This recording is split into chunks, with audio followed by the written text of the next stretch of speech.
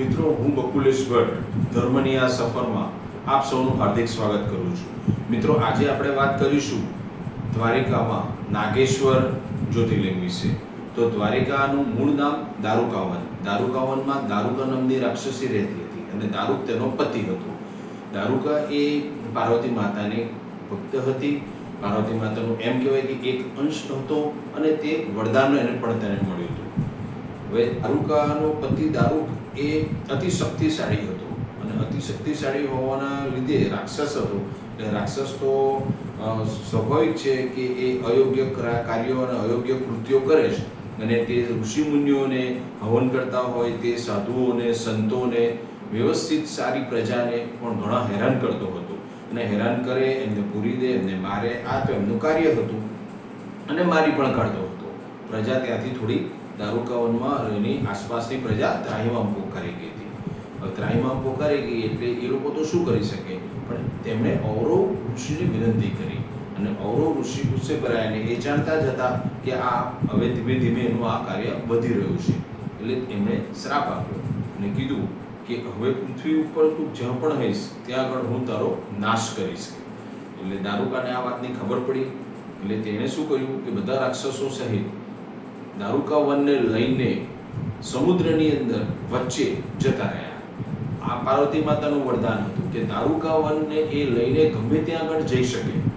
હવે આ વરદાનના લીધે એણે શું કર્યું કે દરિયાની વચ્ચે જતા રહ્યા. દરિયાની વચ્ચે જતા રહ્યા એટલે એ તેઓ લોકોને એમ થયું કે હવે અમને કશું નહીં થઈ શકે.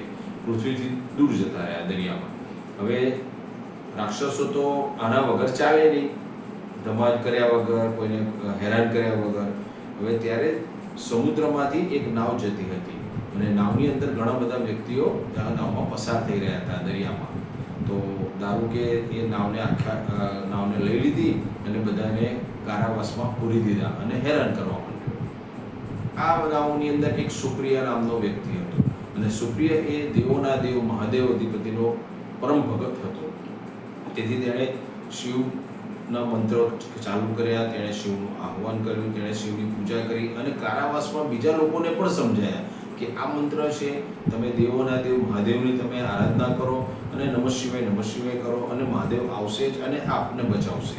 કારણ કે ભોળાનાથ છે એટલે સ્વાભાવિક છે કે બીજા પણ તૈયાર થઈ ગયા.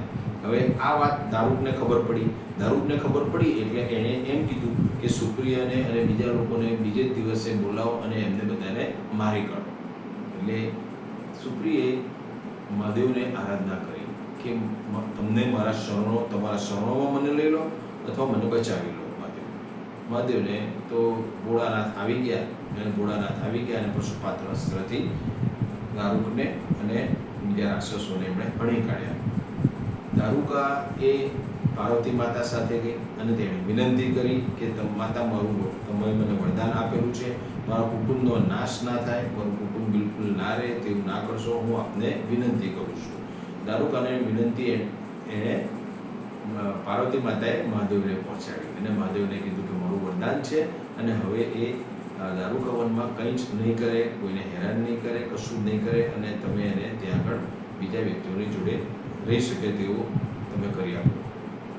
મહાદેવ કીધું કે જે ધર્મના માર્ગે ચાલતા હશે, જે વ્યવસ્થિત મનુષ્યો છે, સાધુઓ છે, સંતો છે ત્યાં આગળ અને યજ્ઞો કરે છે તેમને હેરાન નહીં થવા દો. અને તેની માટે પાર્વતી માતા સાથે તે દારૂકા વનમાં જ્યોતિ સ્વરૂપે નાગેશ્વર લિંગમાં ત્યાં આગળ બિરાજ્યા અને એના પરથી નામ પડ્યું છે નાગેશ્વર જ્યોતિર્લિંગ દ્વારકામાં. તો મિત્રો, તમને આ વાત ગમી હશે. વેદો પુરાણોમાં પણ આ જ વાત છે. હું બકુલેશ ભટ્ટ આપને વિનંતી કરું છું કે મારી આ યુટ્યુબની અંદર બધી વાર્તાઓને આપ લાઈક કરજો, સબસ્ક્રાઈબ કરજો. સૌને મારા જય મહાદેવ, હર હર મહાદેવ.